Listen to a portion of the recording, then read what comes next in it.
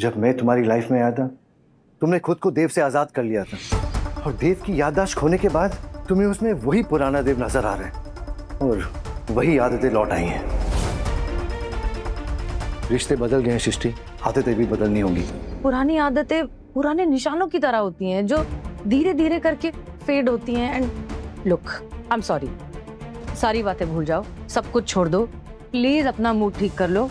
तुम्हारी आई साहब ने डिजाइनर के साथ अपॉइंटमेंट फिक्स किया है ना, चलो लेट्स गो फॉर दैट। आज मूड नहीं है, फिर कभी। डिगी साथ में टाइम स्पेंड करेंगे तो मूड ठीक हो जाएगा। मूड खराब भी हो सकता है एंड फ्रैंकली मुझे समझ नहीं आ रहा कि मैं तुमसे क्या एक्सपेक्ट करूं। तुम कब कहाँ क्या कह दो, बोल दो, कर दो, मेरा दिमाग खराब कर दो। I don't know. What's wrong with you? तुम मुझसे ऐसे बात नहीं कर सकते। ओह वाओ, तुम्हारा मूड, तुम्हारा टेम्पर तो तुम्हारे कंट्रोल में है ही, अब मेरा मूड और मेरा टेम्पर भी तुम कंट्रोल करोगी? हाँ, कभी कभी मुझे लगता है कि तुम मेरे साथ शादी करके मुझ पर कोई एहसान कर रही हो।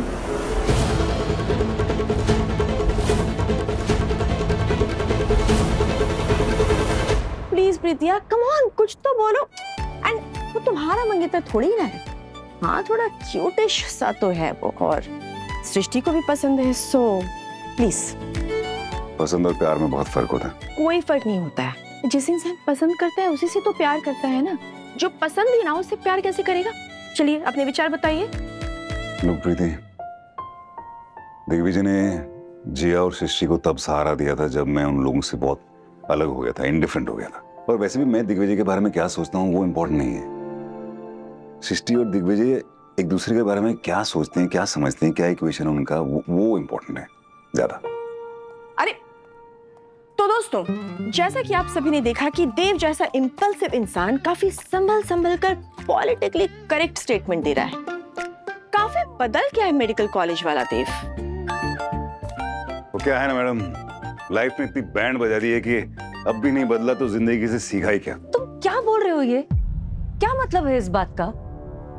इसमें एहसान वाली बात कहाँ से आ गई? तो सृष्टि की आवाज है। तुम भले इस बात को डिनाई करो, लेकिन देव की वजह से हमारी शादी डिले हो रही है। तुम आज भी मुझे अकेला छोड़ के ये boxing match, first aid kit के पीछे लगी हुई हो। ये टाइम हम साथ में बिता सकते थे सृष्टि। लेकिन जब मैंने कहा कि ये सारी चीजें छोड़कर साथ में टाइम स्पेंड करते हैं ताकि मूड ठीक हो जाएगा, लेकिन तब तक तो तुम्हारा मूड ऑलरेडी खराब हो चुका था। उसका क्या? मैं तुम्हारे साथ शादी की प्रेपरेशंस करना चाहता था। डिगी, शादी की प्रेपरेशन का मतलब सिर्फ वेन्यू, कार्ड, ज्वेलरी, डिजाइनर ये सब नहीं होता है। शादी की प्रेपरेशन का मतलब होता है जब दो लोग एक दूसरे से शादी करने का फैसला लेते हैं, साथ आते हैं, तो वो खुद को एक दूसरे के लिए बदलते हैं। ये होती है शादी की प्रेपरेशन। कंपैटिबिलिटी के लिए। यहाँ कंपैटिबिलिटी की बात नहीं है सृष्टि, यहाँ बात कमिटमेंट की है जो मुझे तुम में नजर नहीं आ रही है। एक minute, I am sorry Digvijay, तुम सृष्टि के साथ ऐसे बात नहीं कर सकते, स्पेशली कमिटमेंट को लेकर, क्योंकि कमिटमेंट पे तो ये थीसिस लिख सकती है।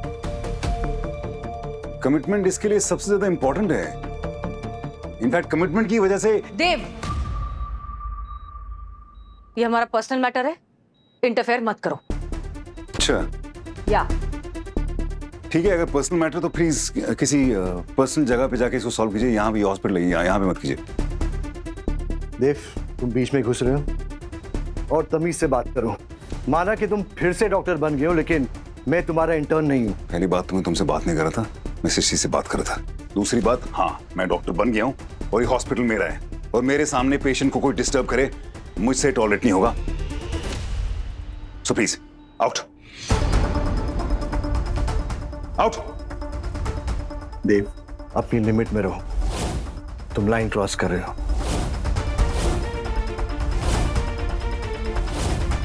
तुम्हें इस तरीके से बात करने का कोई हक नहीं है। यहाँ सृष्टि है, वरना क्या मुझे। Oh God! Oh, stop it! Stop it! Both of you, please, please stop this. देव, तुम डिगी से ऐसे बात नहीं कर सकते। एंड डिगी, देव सही कह रहा है, वो बच्चा सो रहा है यहाँ पर, हमें हॉस्पिटल का डेकोरम मेंटेन करना होगा। प्लीज बाहर चल के बात करो। चलो चलो डिगी।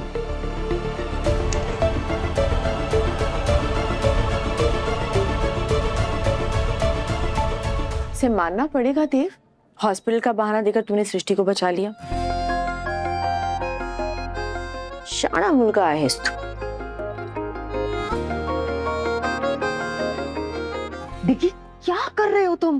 Please you need to calm down. घर चल के बात करते हैं ना आराम से। तुम्हें पहले खुद से जाकर बात करनी चाहिए। Dicky please. तुमने देव को वहां से बाहर जाने को कहना चाहिए था। तुम वहां से मुझे बाहर ले आए। तो मैं और क्या करती? वो पेशेंट का रूम है, हम वहां ऑलरेडी। देव सही था। उसका पॉइंट सही है, वो ठीक है। श्योर। अच्छा okay okay, sorry sorry, please calm down. छोड़ो ये सारी बातें। तुम किस डिजाइनर के बारे में कह रहे थे? चलो अभी मिल के आते हैं उससे। चलो। आज नहीं। Dicky, Dicky. और ऊपर से उसने डिगी से बदतमीजी से बात की। मैं बात करूंगा देव से। सृष्टि यू जस्ट रिलैक्स, तुम पानी पियो प्लीज, पानी पियो। मतलब कब वो मेरी लाइफ में इंटरफेयर करना छोड़ेगा? नहीं करना चाहिए interfere, I understand, but you just पानी पी लो एक बार। इतनी उम्र हो गई है लेकिन वो इंसान अभी तक बड़ा नहीं हुआ है। मतलब उसे लगता है कि मेरे लिए ये सब इतना आसान है। बिल्कुल आसान नहीं है सृष्टि, आई अंडरस्टैंड दैट। तुम जस्ट 2 मिनट रिलैक्स करो और पानी पी लो। मुझे सच में लगा था, पता है, कि इस बार शायद देव मेरी सिचुएशन समझ जाएगा। देव, तुम समझने की कोशिश करोगे ना तब तुम समझ पाओगे। तुम पर क्या बीत रही है जानती हूँ मैं, बस सृष्टि पर क्या बीत रही है ये तुम्हें समझना होगा। प्लीज तुम सृष्टि की लाइफ को और डिफिकल्ट मत बनाओ यार। अभी तुमने जो भी रूम में किया ना वो करने की बिल्कुल भी जरूरत नहीं थी। प्रीति, जब बात सृष्टि की आती है तो फिर दिग्विजय का क्या हक था सृष्टि से बात करने का? क्या हक था देव को डिगी से इस तरह से बात करने का? कोई हक नहीं, तुम बस पानी तो पियो। अरे क्या बार बार पानी पियो पानी पियो? नहीं पीना मुझे पानी। ठीक है यार, नहीं पीना तो मत पियो पानी। बिना पानी पिए अगर रिलैक्स हो सकते हो तो प्लीज हो जाओ, ताकि तुम किसी दूसरे की बात सुन सको। प्लीज सॉरी, पी रही हूँ पानी। Please sir. पर इतना तो मानते हो ना तुम कि देव को डिगी से उस टोन में बात नहीं करनी चाहिए थी। तुम सृष्टि से उस टोन में बात कर सकते हो? मेरी बात अलग है। मैं क्या? आगे बोलो। क्या मैं? तुम्हारा कोई हक था वहां पे?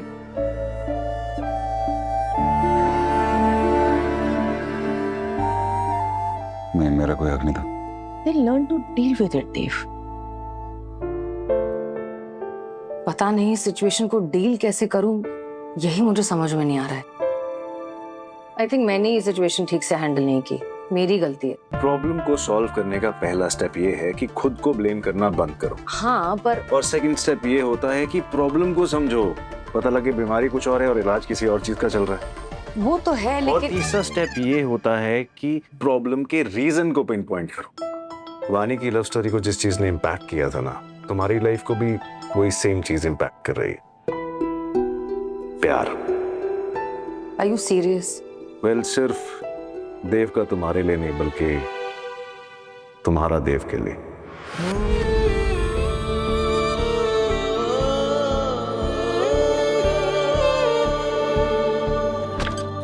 दूसरा रूल क्या था? कि एग्जैक्ट प्रॉब्लम को समझो। पता है प्रॉब्लम क्या है? खोए हुए 8 साल जो पता नहीं देव की मेमोरी में कभी वापस आएंगे या नहीं आएंगे, लेकिन उन 8 सालों में मैं तो आगे बढ़ गई थी। मैं तो डिगी के साथ मूव ऑन कर चुकी थी, उसके साथ जिंदगी बिताने के वादे कर चुकी थी। और अब मैं उन वादों से मुकर जाऊं? तुम्हें सच में लगता है कि मैं डिगी को छोड़कर अब देव के साथ खुश रह पाऊंगी कभी? मतलब तुम दिल तोड़ सकती हो, वादा नहीं। मैंने देखी थी डॉक्टर वानी की हालत।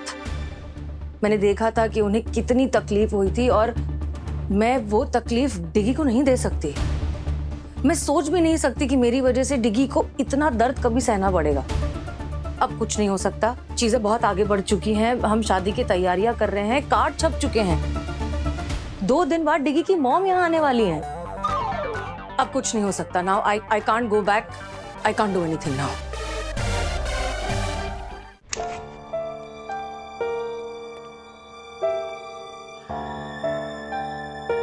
कैसे फील कर रहे चैंप? डॉक्टर साहब, जिसका बचपन का सपना टूट गया हो, जिसका शरीर जिंदा हो लेकिन उम्मीद मर गई हो, कैसा होगा? आपने अच्छा नहीं किया डॉक्टर साहब, धोखे से हमारा ऑपरेशन कर दिया।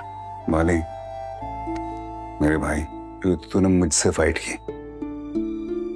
मैं तो बॉक्सर भी नहीं हूँ। ऐसे खेल खेल में फाइट करके तू बेहोश हो गया। सोच यही कहीं और हुआ होता, जहाँ तू प्रैक्टिस कर रहा होता या कहीं फाइनल मैच खेल रहा होता, फिर क्या वक्त पे हॉस्पिटल पहुंच पाता? ये तो हमने सब प्लान करके यहाँ किया ताकि जो भी हो यही हो और हम तुझे फट से सर्जरी के लिए लेके जाएं। वरना तो भगवान को प्यारा हो जाता। और तू कह रहा है कि मैंने तुझे धोखा दिया। अच्छा होता डॉक्टर साहब अगर मैं मर जाता। 15 साल का था जब मैंने पहली बार इंडिया के लिए खेलने का सोचा था। आज वो सपना मेरा मट्टी में मिल गया। मैं तुमने कभी माफ नहीं करूंगा। क्या हो अगर ये सपना तेरा अभी भी पूरा हो जाए, तब माफ कर देगा मुझे? मतलब मैं समझा नहीं। ये देख लो, सब समझ में आ जाएगा।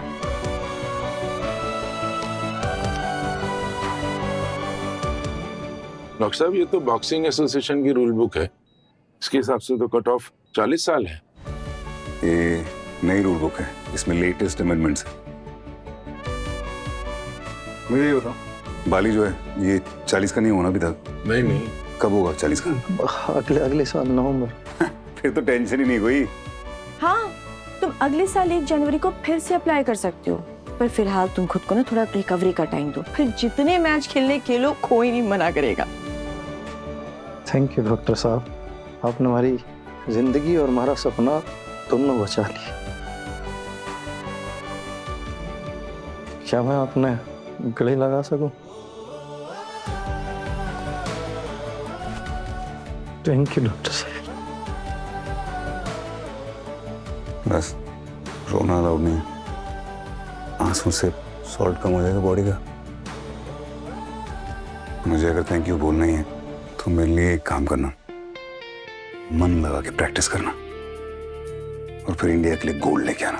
करूंगा डॉक्टर साहब,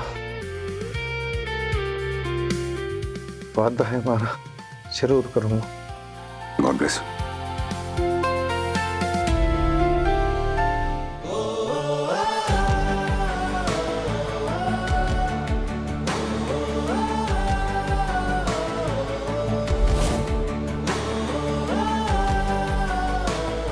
जो इंसान को हर रोज एक नई जंग लड़ने की ताकत देते हैं, जीतने की उम्मीद देते हैं।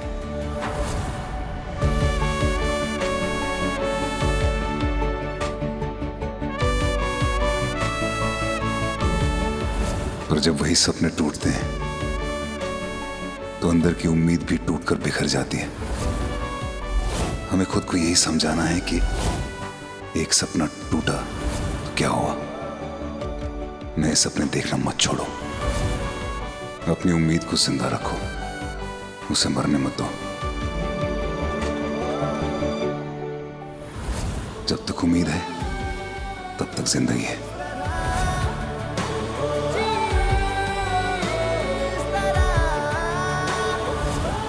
क्योंकि जब तक सांस है तब तक चांस है।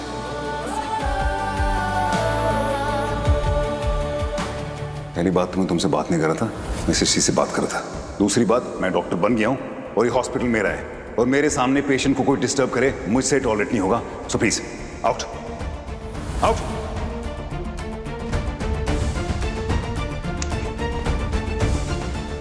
सृष्टि, जो हुआ उसके लिए देव, मैं पहले ही कह चुकी हूँ कि हॉस्पिटल में पर्सनल बातें नहीं।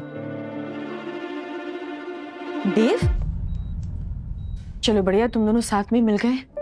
मेरे पास 2 न्यूज़ है, एक गुड न्यूज़ है, एक बैड न्यूज़ है। पहली कौन सी बताऊं? पहले गुड न्यूज।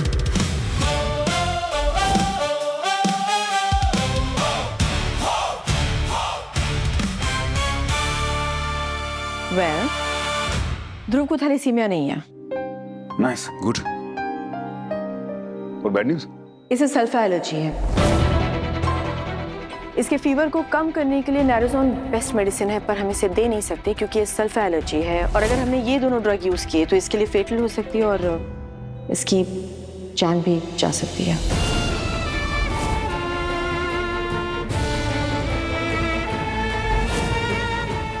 1 sec. या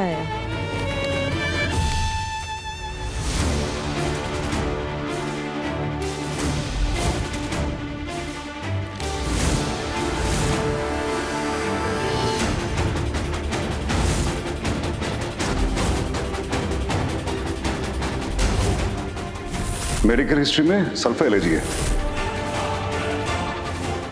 क्या क्या हुआ? You okay?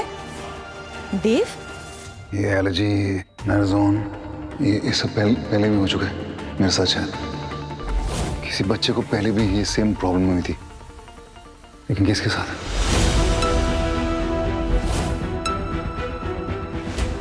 किसके साथ?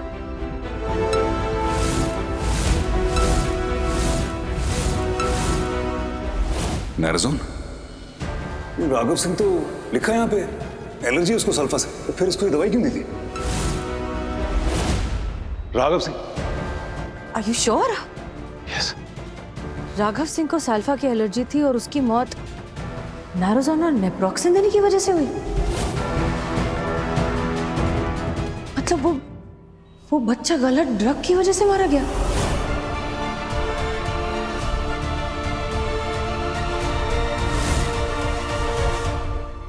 उस वक्त हेरो मेडिसिन में था। अगर उस बच्चे को एलर्जी थी तो ये तो मुझे पता होता ना, तभी तो मुझे याद आया।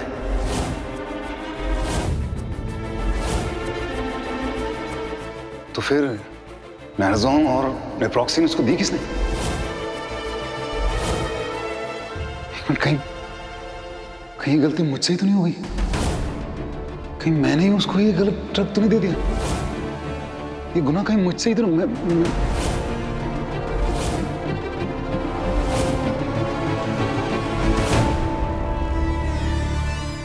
नो, ये तुम्हारी वजह से नहीं हो सकता।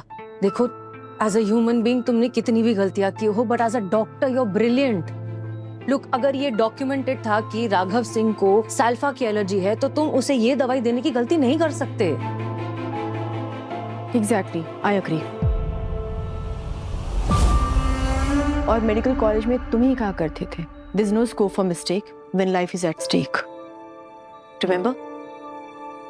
पर क्या पता ये गलती मुझसे हुई हो। मेरी मेमोरी लॉस, मेरी करियर की सबसे बड़ी गलती मुझसे छुपा रही हो। नहीं नहीं देव, ऐसा नहीं हो सकता। अगर तुम्हें ये पता होता तो तुम सबसे पहले आकर मुझसे बात करते, इन्वेस्टिगेशन होती, रिपोर्ट बनती। मुझे याद है तुम खुद परेशान थे, तुम खुद पता लगा रहे थे कि ये सब हुआ कैसे। मैं अपने हेड ऑफ मेडिसिन से रिक्वेस्ट करती हूँ कि माइनर राघव सिंह की डेथ की रिपोर्ट अर्जेंट बेसिस पर सबमिट करिए। मुझे पता है मुझे क्या करना है। जल्दी अगली बोर्ड मीटिंग के पहले करिए।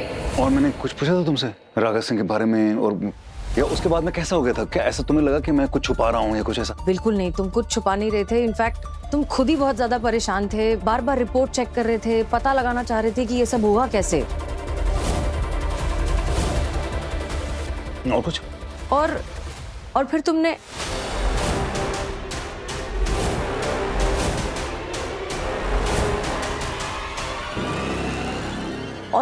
फिर तुमने मुझसे कहा कि तुम्हें मुझसे कुछ जरूरी बात करनी है। तुमने मुझे फोन भी किया, लेकिन मैं कहीं बिजी थी, मैं फोन नहीं उठा पाई। And then you left me a voice note.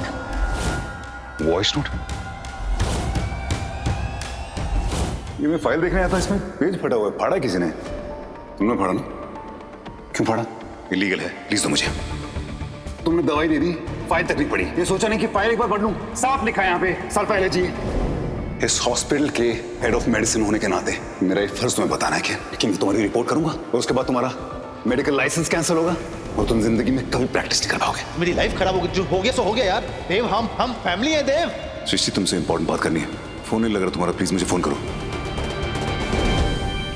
कि क्या था उस वॉइस नोट में? पता नहीं, मैं सुन ही नहीं पाई, क्योंकि वो सेम रात थी जिस रात तुम्हें सर पर गोली लगी थी। और फिर तुम्हारी सर्जरी हो रही थी, फिर तुम्हारी याददाश्त चली गई, एक के बाद एक इतनी सारी चीजें हो गई कि मैं शायद भूल ही गई वॉइस नोट के बारे में। हाँ तो ठीक है, जो हुआ सो हुआ। अभी सोचना है कि क्या करना है।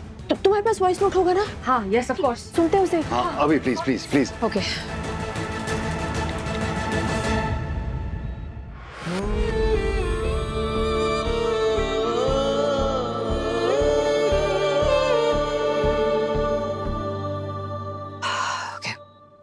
messages.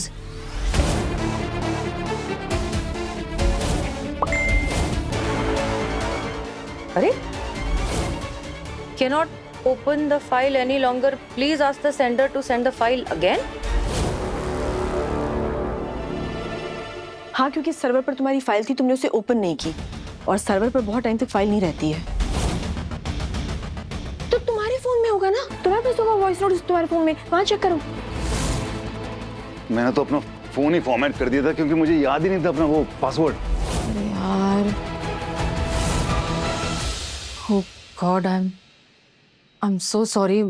मुझे वो वॉइस नोट सुन लेना चाहिए था। No it's okay, please don't say sorry. तुम्हारी गलती नहीं, उस वक्त बहुत कुछ हो रहा था। I can understand. हाँ, बट कोई तो और तरीका होगा ना पता लगाने का कि क्या जरूरी बात थी वो।